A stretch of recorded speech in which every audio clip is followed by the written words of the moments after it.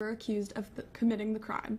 With the help of the recent DNA tests, authorities were able to link the case to Robert Eugene Brashers, an American serial killer who is now deceased. Maurice Pierce, Robert Springsteen, Michael Scott, and Forrest Wellborn were formally exonerated in a hearing on Thursday after 30 years. According to KXAN, there are talks of reforms to the legal system, as well as potential compensation for the men and their families. An armed man entered a Travis County barbershop Friday evening where he was shot and killed by an off-duty APD officer. According to Fox 7, the man entered the shop and assaulted an employee. The employee was taken to the hospital and is recovering from non-life-threatening injuries. The off-duty officer was a customer at the time of the attack and responded by firing his weapon, which killed the suspect. APD Chief Lisa Davis praised the officer for his response, calling him a hero. The suspect's identity has not been released. This past Wednesday, Austin removed 3 colorful crosswalks from neighborhood streets following federal officials shutting down a safety study. This decision was made after the Trump administration advocated for eliminating political messaging from roads. There are a total of 15 decorative crosswalks across the city, all of which were identified as possibilities to be painted over. The 3 crosswalks, the walks that were removed this past week, were ordered to be removed by the Federal Highway Administration. Last Saturday, the Brackenridge Field Laboratory had an open house for students, faculty, and the Austin community. People could enter the laboratory, interact with insects, and attend informational speeches. TSTV News' Daniel Davila brings us more about the event. So it's sort of a good way to show people what we do in ways that we don't through classes. The Brackenridge Laboratory Field opened its doors to the Austin community on Saturday. The open house is one of the many events going on around the UT campus for the 2026 Texas Science Festival. George Yaskevich, a curator at the Plant Resource Center on UT, is responsible for the community outreach. I'd really like to see the field stations do more of this kind of stuff where we involve the public and get people interested in what we're doing, because I think that's an important part of things too. The festival is aimed at informing UT students about the wide variety of sciences and how they play a role in UT. Elizabeth Beam, a research assistant here at the laboratory, was helping table for the event. I think a lot of times science can seem very intimidating to a lot of outside perspectives. I think it's really important for people to come here, get hands-on, and really see what we are doing here. Also, especially because when it comes to ecology, it is something that truly affects all of us. Beam explains how going to events like these as a kid shaped how she interacts with nature and what pushed her to become an ecology and biology student. Coral Nava, a former worker at the laboratory, explains why people should come to events like these. The exposure that kids have to different professions and different ways of viewing the world, I think it's a good learning opportunity for people in general. Daniel Davila, TSTV News. The Texas Science Festival is going on right now until the 5th of March. The U.S. Supreme Court struck down Donald Trump's global tariffs last Friday in a 6-3 decision. The court ruled that the International Emergency Economic Powers Act does not allow presidents to implement tariffs. Chief Justice John Roberts also wrote, "The Constitution does not give the executive branch the ability to tax." Donald Trump called the Supreme Court's ruling a disgrace and announced a backup plan. He has implemented new global tariffs through the Trade Act of 1974. Early Sunday morning, a man was shot and killed by Secret Service agents after entering President Trump's Mar-a-Lago. The man, identified as 21-year-old Austin Tucker Martin, was armed and, according to the Secret Service, was carrying a shotgun and a fuel canister. When asked to drop the items, authorities said Martin began to raise his weapon in their direction, prompting officers to fire at him. President Trump was not at the property at the time of the incident. There is no clear motive at this time. In a statement on Sunday, the Department of Homeland Security said that TSA PreCheck and global entry programs would pause, effective Sunday at 6 a.m. Eastern Time. Hours later, the Transportation Security Administration clarified that, quote, "At this time, TSA PreCheck remains operational, with no change for the traveling public. However, global entry remains suspended," end quote. This decision comes after the DHS ran out of funding on February 14th. One of Mexico's most powerful drug lords is dead. Nemesio Oseguera Cervantes, known as El Mencho, was killed in a military raid by Mexican forces in Jalisco, Mexico on Sunday. Authorities tracked one of his alleged mistresses to the location, then deployed special forces. A firefight broke out, leaving El Mencho and several cartel members dead. Since the raid, violence has spread across Jalisco and other states. National Guard members have been killed in cartel attacks. Roads have been blocked, vehicles burned, and residents are sheltering indoors. Popular tourist areas are on alert, with U.S. officials warning travelers to avoid affected regions. TEDx UT Austin returns to March 7th to the Hogg Auditorium. The event gives students the opportunity to explore community art, participate in company showcases, and enjoy lunch and merch included with a ticket purchase.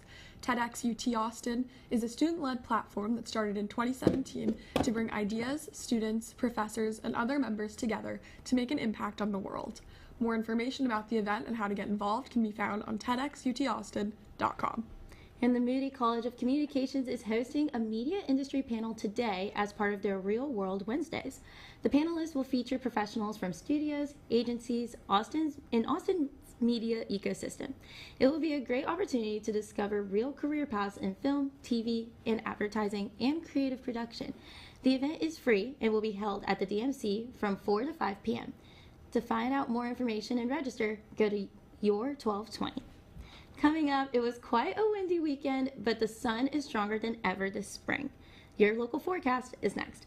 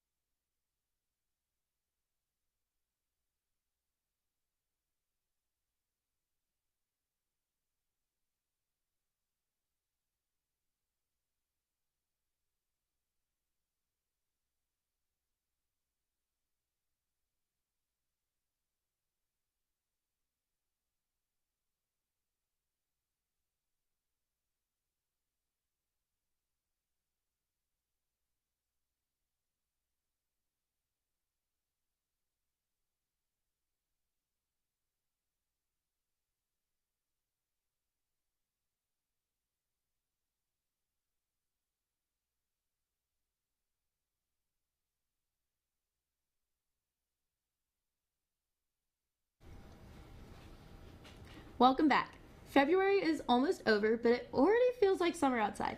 To tell us more about this sunny weather, we're joined with Daniel Davila in the Weather Center. Good morning, Daniel. Good morning, and thanks, Leah and Isabel.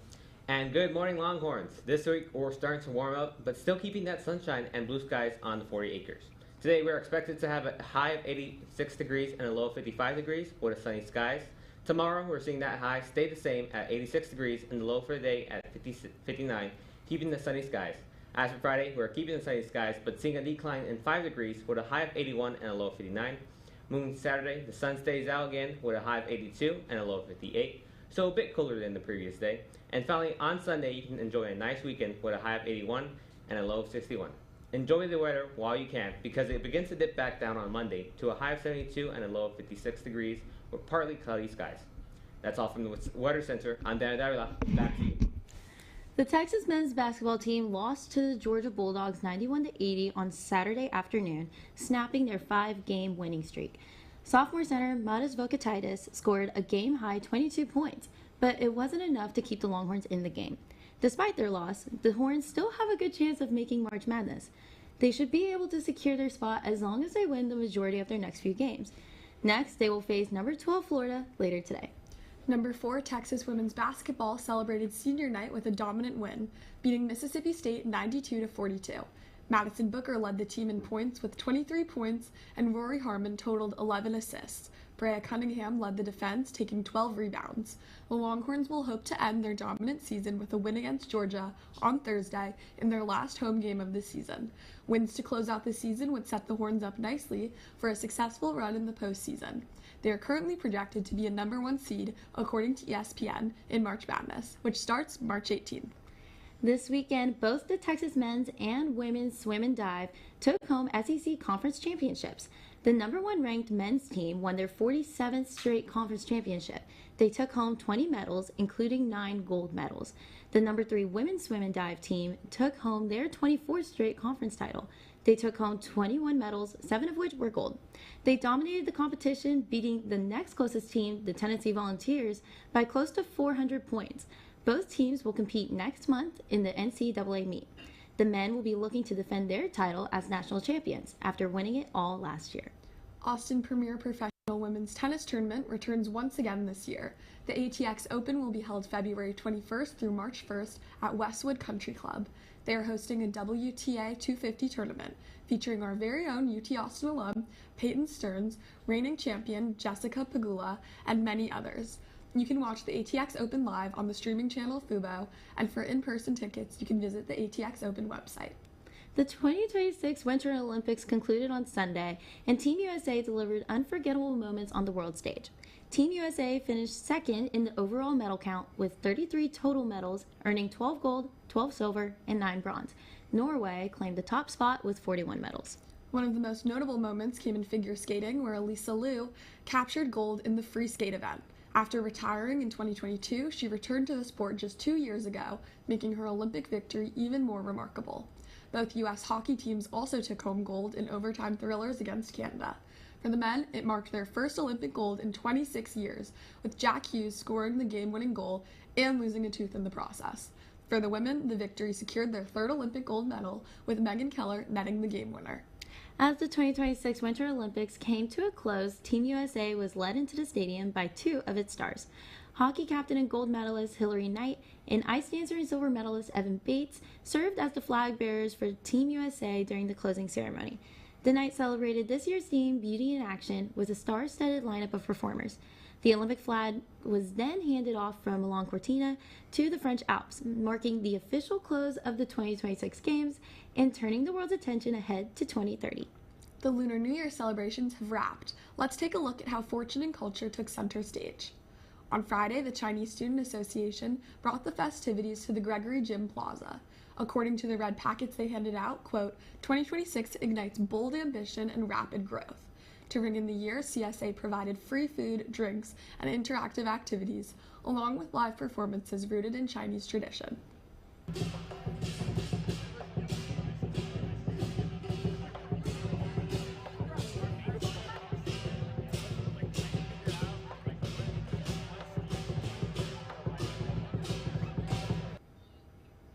These dances were brought by different student orgs on campus, and this one dance clearly had some great audience engagement. Sadly, Eric Dane passed away last Thursday at the age of 53. He was known for his roles on Grey's Anatomy and Euphoria. The actor was diagnosed with ALS and passed away less than a year after his diagnosis. He became an advocate for ALS research and awareness while alive. Eric Dane's co-stars have paid tribute on Instagram, with many posting heartfelt messages and memories. His family shared that he spent his final days with family and friends. Coming up, we're live with a UT esports competitor to talk about his tournament in Australia. We'll be right back.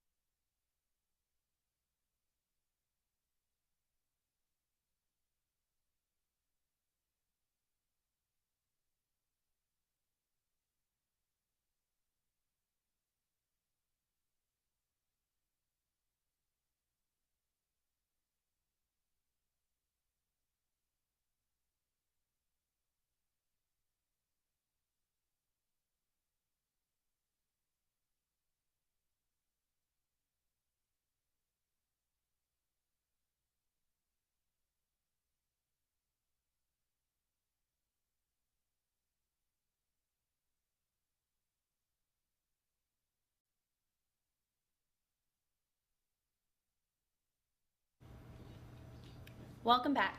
It's not every day that you pack your bags and take a 20-hour flight to Australia in the middle of the semester. That was the case for a group of UT students who took part in the 2026 Academic Esports World Tournament. This morning, we're joined by one of the 10 students who traveled down under, UT sophomore Adoji Akoji. Welcome to the show. We're happy to have you. Happy to be here. First of all, what an incredible opportunity it is to represent UT in Australia. To our audience who may not have heard of esports before, can you explain what they are? I would say it's a way that students play games and just compete against other schools or other people that are interested in games as well. Wow. Gotcha. And how did you learn about the competition and how did you get involved? So last semester I was in Ben Bays' comics and cartoons class, and he's a big advocate for esports. Like, he finds people to fund the program. And towards the end of the class, he had a QR code, and I scanned the QR code and I just applied for it. From there, I went on the trip. Awesome. Yeah. That's really neat. And so you and 9 other UT students competed in the tournament, even against some professional gamers. How do you think y'all did? I think we did pretty well overall. It was pretty last minute, and they formed a team just based off who they thought would be a good fit for the program, and compared to like professional players, we did really well. That's really cool. Yeah, and while you were in Sydney, did you get a chance to do any sightseeing? I did, thankfully. I saw the Sydney Opera House, which was really cool. If you guys have seen that before. Yes, it's No. beautiful. I'd love to go to Australia. That's so cool. You have to go. Yeah, where else did you go? We went to a bunch of places. The food there was amazing. A bunch of matcha shops, some wow. shopping. This is where I need to get into matcha. It was actually really good. I got the shirt in Sydney too. Oh, cool. Yeah, I see. little city. Oh, that's so fun. Yeah. And so before the tournament, am I correct in saying you didn't really know any of your teammates that well? How were you all able to build chemistry in such a short period of time? That's a great question. I would say we hopped in one Zoom before just to like get a feel for each other and just to know each other. And then we had dorming on the campus, and we thought it would be a better experience if we just all shared an Airbnb to get to know each other, which really helped. Oh, that's really fun. Like, really makes you bond really quickly, I bet. Really quickly, sharing a house with 9 other people. Yeah. And so you're studying government with plans of attending law school. Yeah. Is there any overlap with your with esports and your major? I'd say a little bit. To be in esports, you need to be a little bit social and just talk to other people and get to know them on a quick basis. So if I go into government, if I go into law school, I'll probably do litigation. So I'll be talking to the jury and talking to a lot of other lawyers and clients. So that's an overlap. And there's a big debate around playing video games and whether that whether each sport should be considered a sport. What is your take on that? That's a great question. I would say it depends what you consider a sport, because some people say chess is a sport. We're not really doing anything like physical. Yeah. So it's how you want to honestly think about it. Like kind of like a mental sport Yeah. versus physical sport? I'd say it's more mental. Like it's more mentally exhausting than I'd say like chess or something. Yeah. But I wouldn't say it's physical at all. No, that makes a lot of sense. And I feel like that debate does get pretty tricky, Yeah. but Yeah, it that makes a lot of sense. Yeah. Yeah. And then across your time in Australia, what memory stands out to you? The most? Yeah. I would say the last dinner we had with the whole team. That was really cool, you know. It was like kind of sad because I just met them, but like it's all over. It was cool, you know, be there for the whole time and get to know them. Yeah, and UT RTF professor Ben Bays went with your group to Australia. How did his expertise help with the team? I think it helped a lot. He knew a lot of the people in that realm, and he made us like feel very comfortable on the trip, and yeah. Bringing so much knowledge. Well, unfortunately, that is all the time that we have this morning. Thank you so much for coming on. It was really cool hearing your story. Thank you for having me. And to read more about your story and the team's journey, to Australia, you can visit Moody's College's website for the full feature. After the break, we're diving into viral TikTok beauty trends to find out if they work or not. Don't go anywhere.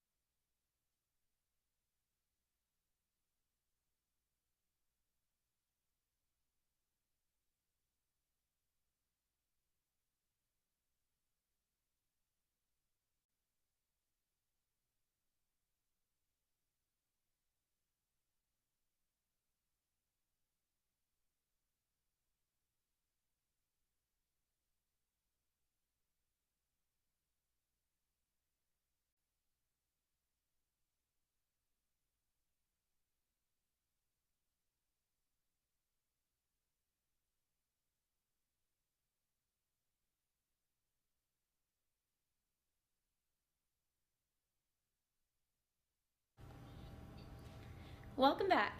Shreya is back with us this morning to try out some viral beauty trends. How are you doing, Shreya? Hi, girls, and good morning. Okay, I'm so excited. At this point, it feels like social media is just an endless cycle of like makeup and skincare ideas, and it gets so overwhelming. But despite all of that, one of my favorite parts of being on social media is just like looking through and picking out new fun tips and tricks to try out. I feel like I never really change anything, but anyways, so we have a couple items in front of us, and is there anything that like jumps out at y'all? I'm gonna let y'all. Well, this like is like choose. kind of a throwback for me. Okay, true. Like the Too Faced chocolate, better than chocolate palette. This I don't know looks why. fun. I've never seen this before. Okay, do you want to? Okay, can we start with this one? Yeah, And then yeah. we Yes. can move to the ice. Okay, so for some context, this is like a facial roller. It's basically a technique that's supposed to to bring blood flow to the surface of your face. It improves your circulation, it reduces like puffiness or inflammation, and they're usually made of jade or quartz. So basically you can use it to like depuff in the morning, obviously this is the morning, or at the end of the night you can use it to relieve facial tension. But yeah, okay, so basically I'm gonna like show you how to use it. It's not that crazy. But you can basically go in your cheekbones here and go like this. And actually that's kind of cool, guys. It feels good. And then this one is for like smaller, so like you can go like this under your Like, eyes, yeah, or like up your forehead, like your love T-zone. Okay, so I feel like that would be very relaxing. Do you want me to try? yes, go right in. for it. Like here? Yeah, Yeah. I feel like I would need the press like harder, Harder? I think, but Yeah, it does feel like kind of relaxing. it's definitely like cool. So I feel like that's calming. Oh, this part, yeah. Yeah. Like under the eyes, definitely like it's so relaxing. It feels like the under eye patches. I've been seeing a lot of those, which people keep saying are performative. I think they work, but I saw a girl wearing one to class the other day. I was like, that's impressive. Okay, Love. that's the thing. Like, I feel like people are wearing them out and they're like cute ones. Like, they're Yeah. sparkly or like Totally. gold or blue, Yeah, have like very- branding. Yes. Yeah, So, okay. So nice. Do y'all feel like that worked? I think that kind Honestly, of worked. yeah. Yeah. Especially the little one. The Okay, little one agreed. like was Okay. waking me up. Noted. Okay, so another big 2026 like online trend prediction was cool toned makeup and like silvery makeup. I feel like the past couple years have been very clean girl and like minimal aesthetic energy, but it feels like coming into 2026, people are swapping that no makeup look for like a full face. And I feel like icy makeup looks more unique. So I have some cool toned eyeshadows to try out. those are fun. We have this silver and then a blue and a purple. Oh, pretty. Don't know if the camera can pick that up, but it's super fun. Okay, so basically, you can just do whatever. Yeah, There's a mirror in here too, Let's see. and we can Let's see see. if We'll it like.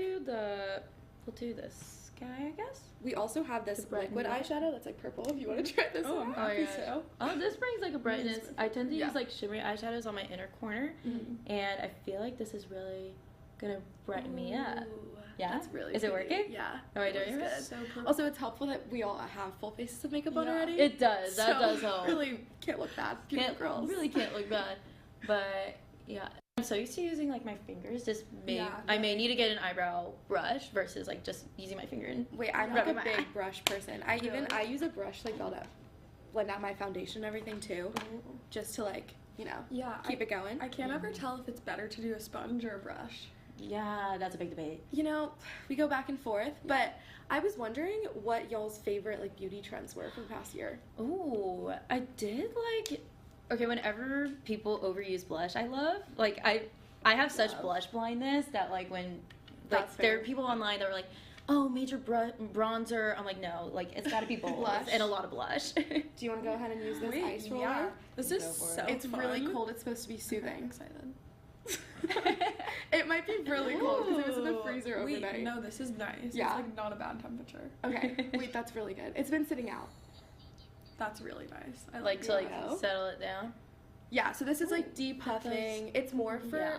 honestly, this is supposed to be more of like an end of the day type of thing, but very chill, calming. I feel like I would need this after a long day at school for Yeah. sure. Okay. Well, My I'm God, so that feels glad so y'all good. liked it. Wait, I kind of want to. Yeah, try it out for That's yourself. so fun. I feel like it reminds me of people like putting their face in a cold Yes. bowl of water Yes. with ice. Like I feel like I Yes. see like Hailey Bieber do that. Well, I'm dead. well, sadly, that is all the time that we have for this Wednesday. It's been so much fun. Thank you so much for joining us. I'm Leah Wong. And I'm Isabel Grace Ballard. From our Good Morning Longhorns team, we'll see you back here next week. For Campus First News, you can follow us on Instagram at Good Morning Longhorns and check out our website at tstvnews.com.